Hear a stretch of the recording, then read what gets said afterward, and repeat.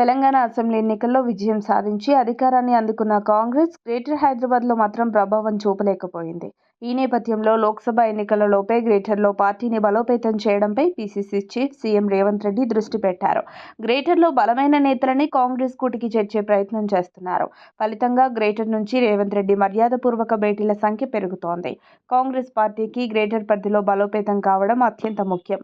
BRS పార్టీలో ప్రాధాన్యం లభించని నేతలంతా ఇప్పుడు కాంగ్రెస్లో చేరాలని నిర్ణయించుకుంటున్నారు. సబితా ఇంద్రారెడ్డి కోసం సీటు త్యాగం చేసిన మాజీ ఎమ్మెల్యే తీగల కృష్ణారెడ్డి సీఎం రేవంత్ రెడ్డిని కలిశారు. ఆయన కాంగ్రెస్ పార్టీలో చేరడం ఖాయమే. తీగల కృష్ణారెడ్డి బాటలోనే రంగారెడ్డి జిల్లాకు చెందిన పలువురు నేతలు పయనించనున్నారు.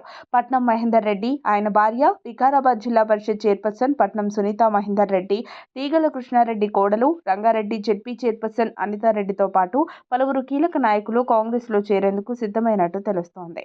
2023 ఎన్నికలకు ముందు కాంగ్రెస్ పార్టీలో చేరేందుకు మహేందర్ రెడ్డి సిద్ధమయ్యారని తెలుసుకున్న కేసీఆర్ హుటాహుటిన ఆయనకు మంత్రి పదవిని కట్టబెట్టారు.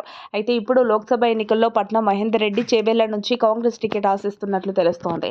అలాగే పటాన్చెరు ఎమ్మెల్యే మహిపాల్ రెడ్డి సీఎంను కలిసిన అంశంపై భిన్నంగా స్పందించారు. తాను 100 సార్లు కలుస్తానని చెప్పారు. తనను టార్గెట్ చేయవద్దని, ఎప్పుడు కావాలంటే అప్పుడు కాంగ్రెస్ పార్టీలో చేరతానని ఆయన సంకేతాలు పంపినట్లయింది.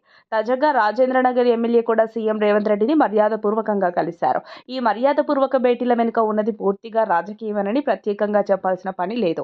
త్వరలో మరికొంతమంది ఎమ్మెల్యేలు కూడా రేవంత్ రెడ్డితో తన నియోజకవర్గాల్లోని సమస్యల పరిష్కారం కోసం సమావేశం కానున్నారు.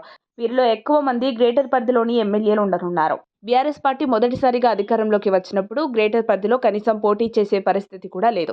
2014లో బీఆర్ఎస్ మొదటిసారి అధికారంలోకి రాకముందు జరిగిన గ్రేటర్ హైదరాబాద్ ఎన్నికల్లో అభ్యర్థులు లేక పోటీ చేయలేకపోయారు. కానీ తెలంగాణ ఏర్పడిన తర్వాత, ప్రభుత్వాన్ని స్థాపించిన తర్వాత బాగా బలపడింది. ఇప్పుడు కాంగ్రెస్ కూడా అలానే గ్రేటర్లో పూర్వ వైభవం సాధించేలా అడుగులు వేస్తోంది. మరిన్ని అప్డేట్స్ కోసం మా కాయ్ టీవీని సబ్స్క్రైబ్ చేసుకోండి. మా వీడియో కనుక మీకు నచ్చినట్లయితే లైక్ చేయండి, షేర్ చేయండి. మీ విలువైన అభిప్రాయాలను కామెంట్ బాక్స్లో తెలియజేయండి.